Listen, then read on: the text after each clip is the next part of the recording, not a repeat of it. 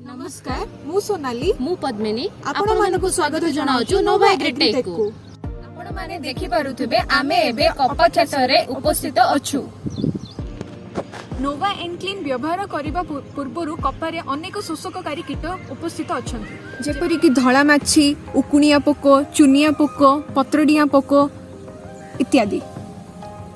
एहा द्वारा आपण माने देखि पारुथिबे पत्र गुडिको किपरि प्रभावित होईछि।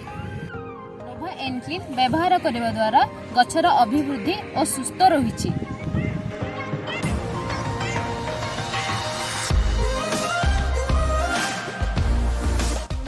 नोवा एग्रीटेक रो विशेष उत्पाद नोवा एनक्लीन।